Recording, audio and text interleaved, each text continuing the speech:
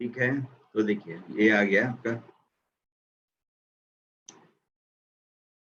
इसी पैराबोला के फोकस का लोकस निकालना है ना।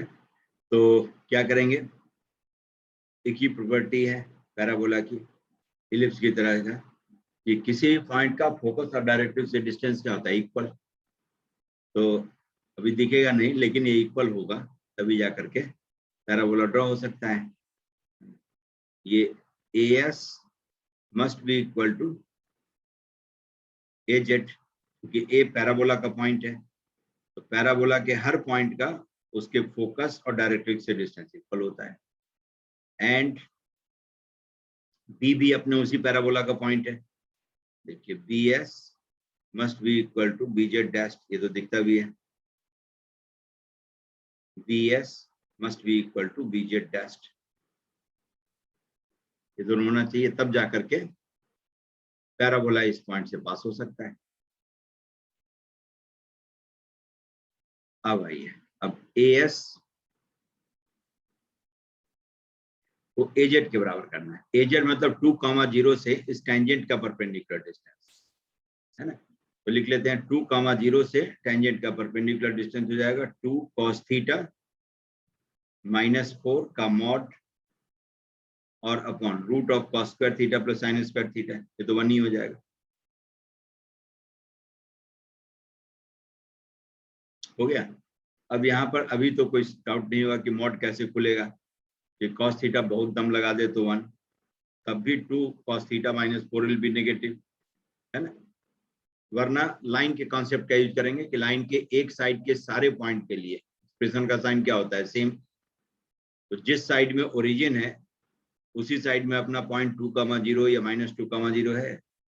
तो इस टेंजेंट के इक्वेशन में x cos theta plus y sin theta -4 equal to 0, इसमें 0 0 डालें तो इसकी वैल्यू नेगेटिव हो जाएगी। इसका मतलब जिस साइड 0 0 है उस साइड के सारे पॉइंट के लिए इसकी वैल्यू क्या होगी, नेगेटिव। नेगेटिव नंबर पर से मॉड हटाना होता है माइनस लगाकर, फिर हटा लेते हैं, तो 4 माइनस ऑफ 2 cos थीटा हो जाएगा, नीचे तो 1 ही है।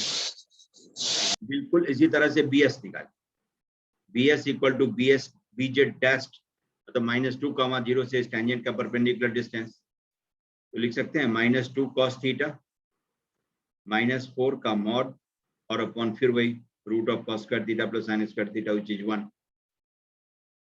ये हो जाएगा आपका 4 + 2 cos थीटा, ये हो गया BS। अब इन दोनों को ऐड कर दीजिए, दोनों को ऐड कर दें तो AS n plus BS equal to कितना आ जाएगा, 8। ठीक है, तो S एक वेरिएबल पॉइंट है, A और B फिक्स्ड पॉइंट है। S एक वेरिएबल पॉइंट है और A और B फिक्स्ड पॉइंट है। एक वेरिएबल पॉइंट का दो फिक्स्ड पॉइंट से डिस्टेंसेज का सम कांस्टेंट है, and that constant value is more than distance between A and B। AB कितना है, 4, AB is 4, so this is more than AB, so therefore locus of S is ellipse, कैसा ellipse, so having foci at A and B, A और B पर इसका focus होगा, and length of major axis,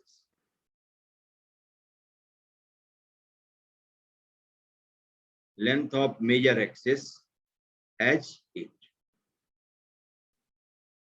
समझ गए, locus of S is ellipse having foci at A and B and length of major axis H8।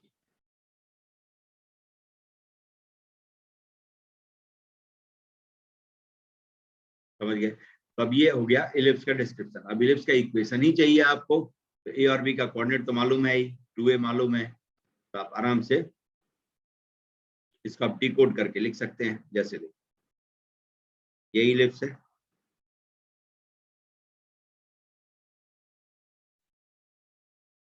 इसका foci आपका ये A और B आ गया, A और B इसका फोकाई है जिसका कोऑर्डिनेट आपको दिया हुआ 2,0 और -2,0। ठीक है, तो दोनों फोकाई के बीच का डिस्टेंस कितना होता था, 2AE। 2AE इक्वल टू 4, इसका मतलब AE इज 2, है ना। दोनों फोकाई से डिस्टेंसेज का सम कितना होता है, मेजर एक्सिस के बराबर, तो 2A इज 8, है ना।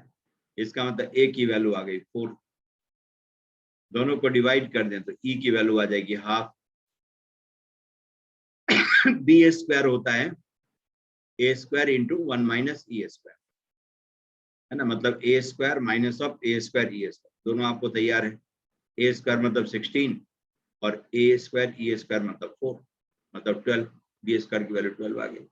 इलिप्स आ गया, x square upon 16 plus y square upon 12 equal to 1, x square upon A square plus y square upon B square equal to, क्योंकि इसका फोकाई जो है एक्स एक्सिस पर ही है, फोकाई का मिड पॉइंट ओरिजिन ही है ना, तो सेंटर ओरिजिन है, फोकाई एक्स एक्सिस पर है, तो इसी तरह का होगा x square upon A square, major axis will lie along x axis, ये इलिप्स का इक्वेशन दिया। तो इस तरह से आप इस कॉन्सेप्ट का कि किसी वेरिएबल पॉइंट से दोनों फोकाई के डिस्टेंस का सम कांस्टेंट हो और वो कांस्टेंट वैल्यू दोनों फिक्स्ड पॉइंट के डिस्टेंस से, बीच के डिस्टेंस से ज्यादा आ जाए, तब जाकर के इलिप्स हो जाए, है ना। और जो कि देख भी सकते हैं बाय द वे उसके बराबर आ जाता, जैसे ए और बी दो फिक्स्ड पॉइंट है, और बाय द वे ऐसा होता है कि एस एक ऐसा पॉइंट है जिसका इन दोनों ए और बी से डिस्टेंस बराबर हो जाता है, इक्वल हो जाता है, तब तो सिर्फ इसी पर रह सकता है, एस ए और एस बी को ऐड करें तो ए बी आ जाए, तब क्या हो जाएगा लोकस, ये लाइन सेगमेंट, इस लाइन सेगमेंट पर कहीं भी रहे एस, तो S A plus S B will be equal to,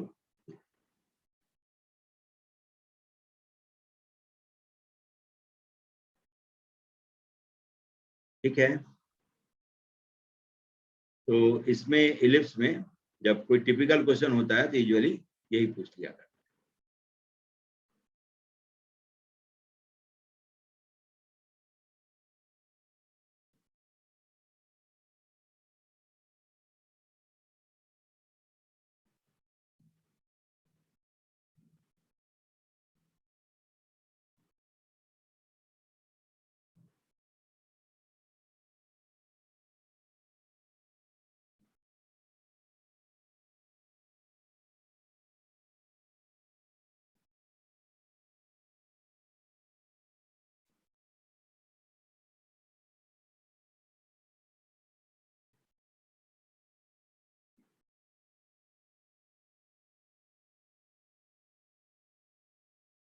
ठीक है, तो अब इलिप्स की नेक्स्ट बात, जैसे आपको कह देगा कि find locus of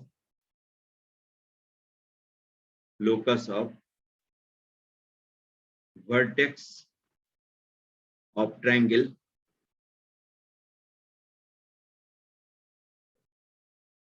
whose base is fixed, ठीक है, and perimeter is given,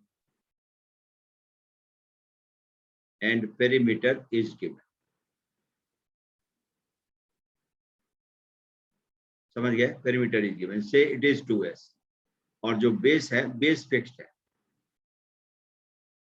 जैसे इसको बेस कहें, यानी कि बेस की लेंथ फिक्स्ड है, बेस इज फिक्स्ड, बी और सी जहां था वहीं पर है, ठीक है, ये इसको आप हिला नहीं सकते हैं, ये आपका वहीं का वहीं रहेगा, base B C.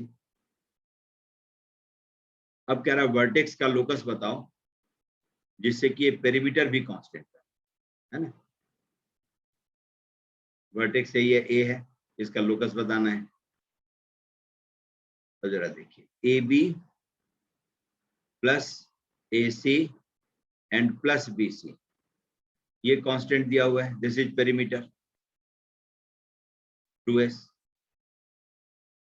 Vertex A के अपोजिट साइड को स्मॉल ए कह देते हैं, तो बी सी स्मॉल ए, इसका मतलब A B plus A C is equal to 2s और माइनस ऑफ ए, है ना, ये भी कांस्टेंट है, this is constant, 2s minus A is constant, हो गया। अब जरा बताइए कि ये बेस BC फिक्स्ड है, इसका मतलब points B and C are fixed. Triangle है तो ए तो बीसी पर लाई नहीं कर सकता है ना। तो 2s minus a this constant must be more than bc for triangle to exist. तो ab plus ac equal to constant है, तो locus of a एक इलिप्स हो जाएगा। locus of a is ellipse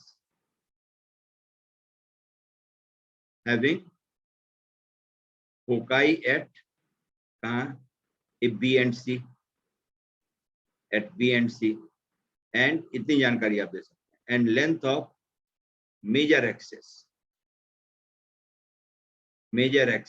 h कितना लिखेंगे 2s minus a,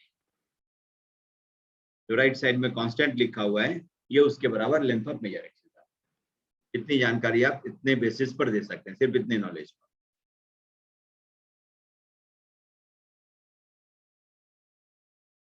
हो गया। अब जरा देखिए, अब जैसे कोई ना कोई इलिप्स होता होगा तो स्टैंडर्ड इलिप्स ही लेता हूं मैं, है स्टैंडर्ड इलिप्स है जिस पर कि इसका वर्टेक्स लाई करता है और वो बी और सी उसका फोकाई है। तो स्टैंडर्ड इलिप्स का जो फोकाई होता होगा वही मैं ले लेता हूँ उस ट्रायंगल का बेस का। थोड़ा सा ऊपर कर दीजिए। अभी अभी कर,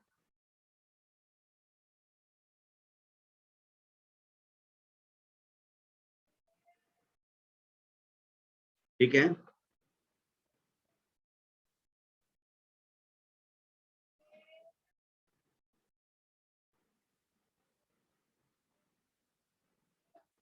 तब नेक्स्ट क्वेश्चन मेरा इसी कंटिन्यूएशन में है, कहता है कि फाइंड लोकस ऑफ, हो गया सर। हो गया, locus of in centre of triangle ABC. ये कह रहे हैं ट्रायंगल एबीसी मतलब ऊपर जो ट्रायंगल दिया हुआ है जिसका वर्टेक्स है इलिप्स पर लाई करता है, इसके इन सेंटर का लोकस कहता है बताने के लिए। तो ये तो अपना इलिप्स पर हो गया, कोई इलिप्स था तो हमने स्टैंडर्ड इलिप्स ले लिया, X square upon A square plus Y square upon B square equal to 1। इसी पर अपना वर्टेक्स ए लाई करता है। ये बी और सी जो था उसको मैंने एस और एस डैश से रिप्लेस कर, इसी में से कोई एक बी है दूसरा सी है, जैसे इसको बी और इसको सी कह सकते हैं। इसका नाम हमने ऐसा रख दिया जो कि जान पहचान का। ये ए कॉमा 0 और ये आपका माइनस ए कॉमा 0 है, ठीक। इलिप्स का कोई जनरल पॉइंट लेना हो तो आप ऐसे ले सकते हैं ए कॉस थीटा और बी साइन थीटा ले सकता, जरूरत पड़ने पर ऐसे पैरामेट्रिक कोऑर्डिनेट आप ले सकते हैं। क्यों? तो थीटा की किसी भी वैल्यू के लिए ये इस इक्वेशन को सेटिस्फाई करे, तो ऐसे भी पॉइंट ले सकते हैं। अब कह रहा है आपको इसके इन सेंटर का लोकस, ये थीटा कुछ भी हो सकता है ना। चलिए, तो इन सेंटर ये आपका है, इन सेंटर का कोऑर्डिनेट लिखते कैसे हैं आप, जैसे ट्रायंगल आपका एबीसी है ना, इसके कोऑर्डिनेट को मैं x1 y1 x2 y2 और x3 y3 ले लूं, है ना। तो इन सेंटर का कोऑर्डिनेट से x, y क्या है, x को आप लिख लेंगे ax1 plus bx2 plus cx3 और upon perimeter of triangle a plus B plus, ये small a small b small c वही कन्वेंशनल है। और y कोऑर्डिनेट क्या हो जाएगा, सबको x को y से रिप्लेस कर दीजिए, ay1 plus by2 plus cy3 और upon perimeter of triangle a plus B plus, ये हो गया y coordinate of in centre. इसका यूज इसमें कर लेंगे, इन सेंटर का लोकस निकाल लेंगे, ठीक है। अब इसमें तीनों साइड की लेंथ चाहिए क्योंकि पेरीमीटर की जरूरत होती है, तो PS या AS equal to E times of AZ हो जाता है। अब इसका इस्तेमाल कर सकते हैं। ऐसे ही दूसरा डायरेक्ट्रिक्स है x equal to minus A upon E, तो AS dash will be equal to E times AZ dash, देखिए AS is equal to E times AZ, जिसको आप लिख सकते हैं E times A upon E और minus of x coordinate of A, तो A cos theta है ना, जिसे लिख सकते हैं A और into 1 minus E cos theta. A को बाहर करिए, E को अंदर किया गया। ऐसे ही AS डैश क्या हो जाएगा, E टाइम्स AZ डैश, जिसको आप लिख सकते हैं E times A upon E और प्लस A cos थीटा, क्योंकि डायरेक्ट्रिक्स पीछे है y एक्सिस के। ये हो जाएगा A और 1 प्लस E cos थीटा। आ गया, ये दोनों डिस्टेंस आ गया। SS डैश ये आपको दिया ही हुआ है, SS डैश इज 2AE, दोनों फोकाई के बीच का डिस्टेंस। B और C का नाम हमने S डैश और S रखा। तो अब देखिए, अब जो तरीका है लिखने का, इन सेंटर का कोऑर्डिनेट लिख लेता हूं मैं, अल्फा बीटा लिखकर फिर अल्फा को x से, बीटा को y से रिप्लेस करते हैं। उससे अच्छा मैं x और y ही लिख देता हूँ। इन सेंटर का x कोऑर्डिनेट x है और y कोऑर्डिनेट y है, और इस x और y में रिलेशन हमें एस्टैब्लिश करना है। तो चलिए x से ये टैग किया जाए।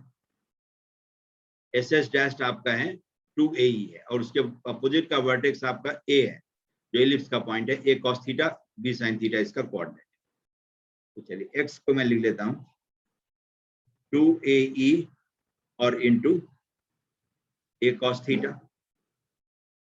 फिर प्लस AS लिख के, तो A और into 1 minus E cos theta, और इंटू उसके अपोजिट का वर्टेक्स हो गया S डैश, उसका x कोऑर्डिनेट लिखेंगे तो माइनस AE, फिर प्लस AS डैश लिख के, तो A और into 1 plus E cos theta, और उसके अपोजिट का वर्टेक्स है S,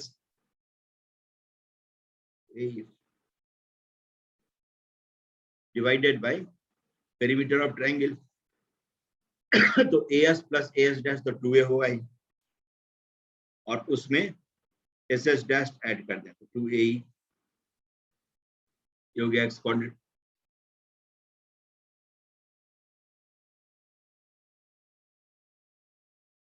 आ गया। अब इसको जरा देख लीजिए, ये A square E, A square E common ले लें तो आ जाएगा A स्क्वायर E सब जगह है। देखिए 2 cos theta minus of 1 plus E cos theta, ठीक है, और A स्क्वायर E कॉमन आ गया तो प्लस ऑफ 1 और plus E cos theta, numerator simplify हो गया 2A और इंटू 1 प्लस A गया। अब अंदर से 1 1 कैंसिल हो जाएगा तो 2 कॉमन आ जाएगा, 2 cos theta AE 2 1 plus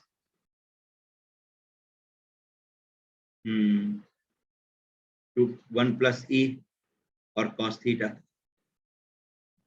divided by 2 into 1 plus. देखिए क्या आसान सा निकला, 2 cos थीटा गया तो ये AE cos थीटा, x इक्वल टू आ गया AE cos थीटा। इसका मतलब cos थीटा को आप लिख सकते हैं x अपॉन AE।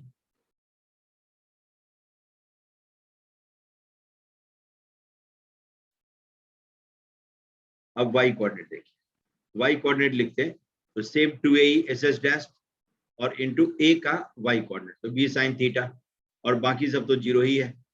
दोनों का S और S डैश का y कोऑर्डिनेट क्या है, 0। S और S डैश दोनों का y कोऑर्डिनेट 0 है, तो बाकी दोनों को लिखने की जरूरत ही नहीं है। अपॉन सिर्फ पेरीमीटर ऑफ ट्रायंगल लिख दीजिए, तो 2A और plus 2AE, 2A plus 2A, तो इसको आप लिख सकते हैं 2A तो गया BE sin थीटा और डिवाइडेड बाय 1 प्लस। इसका मतलब साइन थीटा को आप लिख सकते हैं y इंटू 1 प्लस E और अपॉन BE।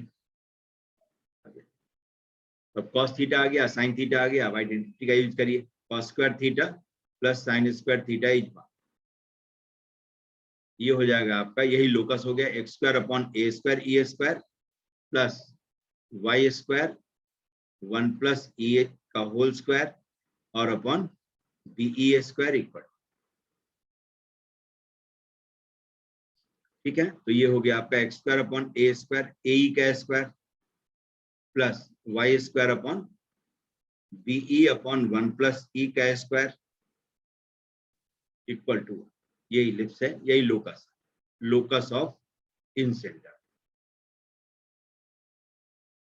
ठीक है, locus of in centre of triangle whose perimeter was fixed and base was given। पहले वाला क्वेश्चन का एक्सटेंशन है, समझ गया। तो इस तरह से देख रहे हैं सब एक दूसरे से मिलता जुलता है। अब इसमें इसका आपको एक्सेंट्रिसिटी पूछ ले, ऐसा ही पूछ सकता है, eccentricity of this ellipse, eccentricity of locus of in center. देखिए इसमें capital A is A, capital B is B E upon 1 plus E, और ये small A small B small E standard ellipse का ही सब कुछ डाटा है। तो आप इसको भी साइड में लिखे रखे रहिए, ए स्क्वायर इंटू 1 माइनस ए स्क्वायर, क्योंकि ओरिजिनल यही है। अब इन सबको रिलेट करने में आसानी। अब इसकी एक्सेंट्रिसिटी को कैपिटल ई ले लूं तो B square equal to A square into 1 minus capital E square, सबको डाल दीजिए, B square E square 1 plus E का square equal to A square E square और 1 माइनस कैपिटल ई स्क्वायर तो सबसे पहले गया। अब बी स्क्वायर की जगह पर इसको रखेंगे तो ए स्क्वायर भी जाएगा। ठीक है, तो ए स्क्वायर और into 1 minus E square divided by 1 plus E का square equal to A square और इंटू 1 माइनस ई स्क्वायर। ठीक है, तब ए स्क्वायर कैंसिल करने के बाद क्या आ जाएगा, 1 प्लस ई या 1 minus E cancel, 1 plus E तो कैंसिल कर दीजिए, 1 माइनस ई और upon 1 plus E is 1 minus capital E का स्क्वायर। इसका मतलब capital E square is 1 minus of 1 minus E और अपॉन 1 प्लस। तो ई जो आ गया, eccentricity of locus of in center will be E plus E upon 1 plus E, मतलब 2e upon 1 plus. हो गया, समझ गया। तो ऐसा भी कर सकता है कि कह देगा कि वर्टेक्स का लोकस भी इलिप्स है, इन सेंटर का लोकस भी इलिप्स है ना। वर्टेक्स के लोकस की एक्सेंट्रिसिटी ये है, तो इन सेंटर के लोकस की एक्सेंट्रिसिटी बताओ, पूरा पूछ लिया, पूरा एक पूछ लिया, इसकी लंबाई इतनी दी जाएगी, है ना। जबकि आपके लिए ये फॉर्मूले की तरह काम करेगा, कुछ दिन की बात है। तो eccentricity of locus of in center will B root of e plus e upon 1 plus, where e is eccentricity of locus of vertex of the ellipse। vertex जिस ellipse पर लाई करता है उसकी eccentricity स्मॉल ही है, तो इन सेंटर जिस ellipse पर लाई करेगा उसकी eccentricity है। हो गया, चलिए तो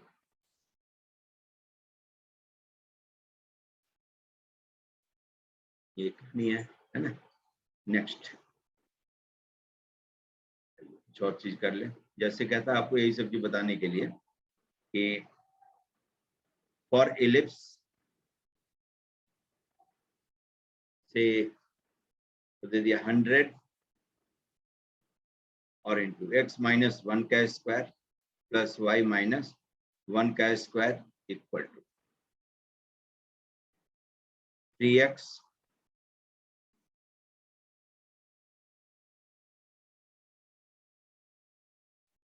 प्लस 4y एंड प्लस 3 का स्क्वायर। कहता है फाइंड फोकस, डायरेक्ट्रिक्स, कम ही चीज बता देता हूँ, लेटेस्ट रेक्टम, बाकी सब कैसे कैसे आएगा वो सब बता देता हूँ, एंड लेटेस्ट रेक्टम, है ना। बस इसको डिकोड करना है, इसको डिकोड कर लिए तो आधा काम वहीं पर हो जाएगा। हो सकता है किसी में से कुछ पूछ लिया होगा। x माइनस 1 का स्क्वायर प्लस y माइनस 1 का स्क्वायर इक्वल टू लिख सकते हैं 1/4 और times 3x plus 4y plus 3 और अपॉन 5 का स्क्वायर।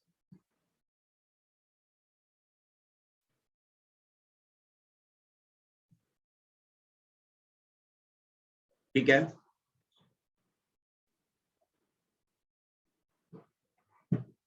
अब जरा देखिए, अब ये लगता है कि x, y का किसी फिक्स्ड पॉइंट से डिस्टेंस का स्क्वायर है ना। तो इस फिक्स्ड पॉइंट को कहते हैं आप फोकस, और राइट साइड में जो लगता है कि किसी लाइन से डिस्टेंस का स्क्वायर है, ये फिक्स्ड लाइन से डिस्टेंस का स्क्वायर है, तो this fixed line is known as directrix. 3x plus 4y plus 3 equal to 0 is directrix. यही P एक वेरिएबल पॉइंट है आपका x, y। देखिए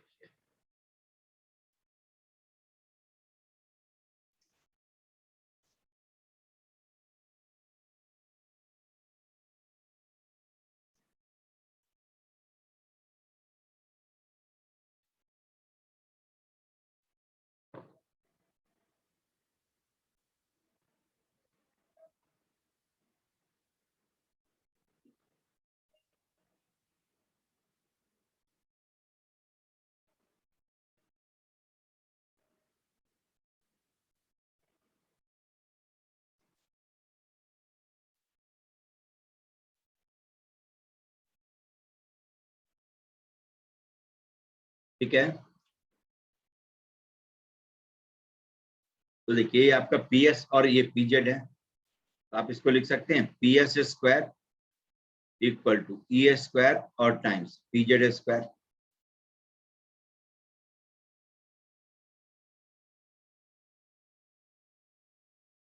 ठीक है, ये इसी फॉर्म का है। तो अब दो चीज तो आपको हाथ के हाथ पता चल गया, दो चीज या तीन चीज। जैसे 1, 1 will be focus of that ellipse, 3x plus 4y plus 3 equal to 0 will be corresponding directrix, जो कि दोनों का कॉम्बिनेशन होता है, और एक्सेंट्रिसिटी इज हाफ। अब इसमें से कोई सवाल है तो वहीं निपट लीजिए, ठीक, नहीं तब देखिए फोकस से डायरेक्ट्रिक्स का परपेंडिकुलर डिस्टेंस, फोकस से डायरेक्ट, आप स्टैंडर्ड इलिप्स के बारे में सोचिए और इसके बारे में सारी जानकारी आप लिखते जाइए, सब कुछ अपने आप आते जाए, है ना। लिखना इसके बारे में है और दिमाग में चलना चाहिए स्टैंडर्ड इलिप्स में क्या क्या होता था, वही सब चीज ज्योमेट्रिकली छाप दीजिए। कोऑर्डिनेट्स नहीं, coordinates will depend on reference axis, लेकिन ज्योमेट्री इज इनवेरिएंट, ज्योमेट्री तो कभी भी काम दे सकती है। तो फोकस आपका ये है, डायरेक्ट्रिक्स है, ये होता था स्टैंडर्ड में A,0, ये होता था A अपॉन, इस डिस्टेंस को अभी ऐसा ही नाम मैं लिखता हूँ, M यहाँ पर है तो ये M, ये SM जो होगा आपका A अपॉन E और माइनस A हो जाएगा। तो फोकस से इस डायरेक्ट्रिक्स का डिस्टेंस निकालिए, तो 3 प्लस 4 प्लस 3, मॉड की जरूरत ही नहीं होगी, अपॉन 5 मतलब 2। एक्सेंट्रिसिटी की वैल्यू हाफ है, तो 2a minus half a equal to 2, इसका मतलब a की वैल्यू आ गई 4/3, a की वैल्यू आ गई 4/3। अब a आ गया तो b भी आ ही गया, b square is a square और into 1 minus e square, a square हो गया 16/9 और 1 माइनस 1/4 3/4, तो b स्क्वायर को आप लिख सकते हैं 16/9 और इंटू 3/4, तो कितना आ जाएगा 4/3, b स्क्वायर की वैल्यू आ गई 4/3। ठीक है, तो अब लेटेस्ट एक टर्म पूछे तो 2b स्क्वायर अपॉन a, तो 2 टाइम्स 4/3 और अपॉन a कितना है 4/3, लेटेस्ट एक टर्म आ गया 2। ठीक है, तो इतनी जानकारी बिना किसी पेन के। ठीक, अब जैसे वर्टेक्स और दूसरा डायरेक्ट्रिक्स वगैरह वगैरह पूछे तो अगला अटैक होगा सेंटर, है ना। सेंटर पर, सेंटर का कोऑर्डिनेट निकालना, और सेंटर आ गया सब काम हो जाएगा। ठीक है, सेंटर आ गया तो सब काम हो जाएगा। तो सेंटर से फोकस का डिस्टेंस ये हमें मालूम है, सेंटर से फोकस का डिस्टेंस OS AE होता है, और A मालूम है, E मालूम है, AE भी मालूम हो गया। तो यहाँ पर OS इस लेंथ को कहें, OS विल बी AE, और A मतलब 4/3 और इंटू हाफ, इसका मतलब 2/3। ठीक है, अब OM का मतलब A/E, OM का मतलब, है ना, OM यहाँ पर मैं लिख देता हूँ, OM इक्वल टू A/E, और A मालूम है 4/3 और हाफ से इसको डिवाइड करेंगे तो 8/3। ठीक है, इसका मतलब OS, अच्छा SM निकाल लीजिए, OM और minus of OS equal to क्या हो जाएगा, SM। तो SM हो गया आपका 8/3 और माइनस ऑफ 2/3 मतलब 6/3, 6/3 का मतलब 2, समझ गया, 6/3 का मतलब 2। अच्छा SM तो यही था ना, 1,1 से इसका परपेंडिकुलर है तो आया ही हुआ है, 2 तो पहले से आया हुआ है। ठीक है, ये 2 पहले से आया हुआ है, तो OS अपॉन SM, OS और अपॉन SM, ये किस रेशियो में डिवाइड होता है आपस में, ये हमें देख लेना है। OS अपॉन SM कितना आ जाएगा, 2/3 और अपॉन 2 तो 1/3, 1/3, ये 1 है, ये 3 है। सबसेक्शन फॉर्मूले का यूज करके इसका निकाल सकते हैं, बशर्ते कि M का कोऑर्डिनेट आ जाए, और M क्या है, डायरेक्ट्रिक्स और एक्सिस का पॉइंट ऑफ, मेजर एक्सिस का पॉइंट ऑफ इंटरसेक्शन। तो चलिए देखिए, equation of major axis, equation of major axis. ठीक है, major axis is a line passing through focus and is perpendicular to directrix. तो फोकस से पास होने वाली लाइन जो डायरेक्ट्रिक्स पर परपेंडिकुलर है, परपेंडिकुलर लाइन की इक्वेशन लिखनी है तो क्या करेंगे, कोफिशिएंट को इंटरचेंज करके एक का साइन बदल लेते हैं। ठीक है, इसमें, और x के जगह पर x-1 और y के जगह पर y-1 लिख दीजिए, आ जाएगा। तो 4 times x-1 minus 3 times y-1 equal to 0, ये हो जाएगा 4x माइनस 3y और -1 इक्वल टू 0। ये हो गया अपना मेजर एक्सिस। ठीक, मेजर एक्सिस का, मेजर एक्सिस और डायरेक्ट्रिक्स का पॉइंट ऑफ इंटरसेक्शन ही आपका M है। तो फॉर M दोनों को सॉल्व कर लेना है, 4x minus of 3y minus 1 equal to 0 और 3x plus 4y plus 3 equal to. ठीक है, इसको 4 से और इसको 3 से मल्टीप्लाई करके ऐड कर दीजिए, तो हो जाएगा 25x, और ये हो गया आपका -4 और +9 तो +5 इक्वल टू 0। तो x कोऑर्डिनेट ऑफ M आ गया आपका -1/5। ऐसे ही y कोऑर्डिनेट निकालेंगे तो क्या करना होगा, इसमें 3 से और इसमें 4 से मल्टीप्लाई करके सब्ट्रैक्ट कर देना। ठीक है, तो नीचे वाले में से ऊपर वाले को सब्ट्रैक्ट करिए, तो 16 और +9 25y इक्वल टू हो जाएगा 12 और +3 15 -15, तो y की वैल्यू आ गई -3/5। तो m का कोऑर्डिनेट आ गया -1/5 और कॉमा -3/5। अब तो कहानी खत्म है, m आपका हो गया -1/5 और कॉमा -3/5। ठीक है, s हो गया आपका 1,1, और ये o जो सेंटर ऑफ इलिप्स है ये हो गया x, y, और ये 1:3 रेशियो में डिवाइड करता है। तो सेक्शन फॉर्मूला है, सेक्शन फॉर्मूले का यूज करेंगे तो 1 times of -1/5 plus 3 times of x divided by 4 equal to 1। तो x की वैल्यू हो गई 1/3 ऑफ 4 + 1/5, तो 7/5 आ गया। फिर ऐसे y कोऑर्डिनेट लिखना हो तो 1 × -3/5 + 3y डिवाइडेड बाई 1 + 3 4 = 1। तो इस y कोऑर्डिनेट को आप लिख सकते हैं 1/3 ऑफ 4 + 3/5।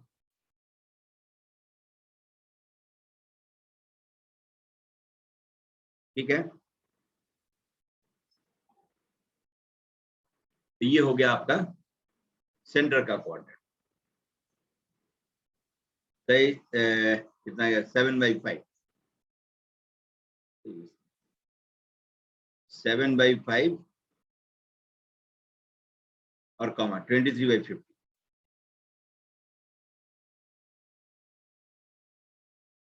ठीक है, अब सेंटर पर पकड़ बन गई, अब S' निकाल सकते हैं सेक्शन फॉर्मूले का यूज करके। SS' का मिड पॉइंट सेंटर है, ये M है, इधर M' निकाल सकते हैं। MM' का मिड पॉइंट सेंटर है, और M' से पास होने वाली वो लाइन जो एक्सिस पर परपेंडिकुलर या पहले डायरेक्ट्रिक्स के परपेंडिकुलर हो, दूसरा डायरेक्ट्रिक्स हो जाएगा, ये सेकंड फोकस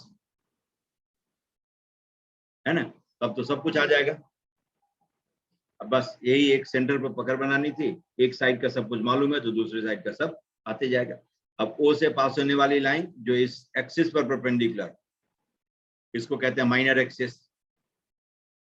तो माइनर एक्सिस का इक्वेशन भी चाहिए तो आप लिख सकते हैं, है ना। माइनर एक्सिस आ गया आपका, ये डायरेक्ट्रिक्स के पैरेलल है या एक्सिस पर परपेंडिकुलर है, तो 3 टाइम्स x - 7/5 डायरेक्ट्रिक्स के पैरेलल लाइन की इक्वेशन लिखा, 4 टाइम्स y - 23/15 = 0। ये हो गया माइनर एक्सिस। ठीक है, ये सेंटर से एक्सिस की इक्वेशन कैसे लिखी थी? एक्सिस की इक्वेशन, हाँ, इक्वेशन कैसे लिखी थी? ये डायरेक्ट्रिक्स के पैरेलल में लाइन की इक्वेशन लिख लिया, तो जो x और y का कोफिशिएंट डायरेक्ट्रिक्स में है वही रहेगा माइनर एक्सिस में भी। समझ गए? माइनर एक्सिस की मेजर एक्सिस का इन दोनों को फ्लिप करके एक का साइन बदल दिया, 4 को x के साथ और 3 को -3 बनाकर y के साथ लगा दिया। क्योंकि दो परपेंडिकुलर लाइन है तो उसके स्लोप का प्रोडक्ट कितना होना चाहिए? -1। एक का -a/b है तो दूसरे का b/a होना चाहिए ना, तो इसीलिए इंटरचेंज करके और एक का साइन बदल दो। और पैरेलल लिखना हो लिखा कैसे था? क्या है? ये नीचे 4x - 1 - 3 y - 1 ये वाला पूछना स्टेटमेंट। ये -1 इसलिए कि फोकस से पास होने वाली लाइन है, इसलिए major axis passes through focus. ठीक है, और फोकस का कोऑर्डिनेट है 1,1, तो 1,1 इस इक्वेशन को सेटिस्फाई करेगा, और तभी करेगा जब x - 1 और y - 1 एक फैक्टर में दें। तो 1,1 से लाइन पास हो गई। इसका स्लोप ऐसा है जिसके स्लोप को डायरेक्ट्रिक्स के स्लोप के साथ मल्टीप्लाई करें तो -1 आ जाएगा। डायरेक्ट्रिक्स का स्लोप है -3/4 और जो मैंने लिखा है उसका स्लोप है 4/3। दोनों का प्रोडक्ट -1 होता है, ये दोनों लाइन परपेंडिकुलर है। ठीक है, तो फोकस से पास होने वाली लाइन जो डायरेक्ट्रिक्स पर परपेंडिकुलर है उसी को तो मेजर एक्सिस कहते हैं। समझ गए? तो इसीलिए शॉर्टकट में लिख लेते हैं, वरना स्लोप निकाल लीजिए, m1 m2 -1 से पॉइंट मालूम है, स्लोप मालूम है, लाइन की इक्वेशन लिख लीजिए, y - 1 = m टाइम्स x -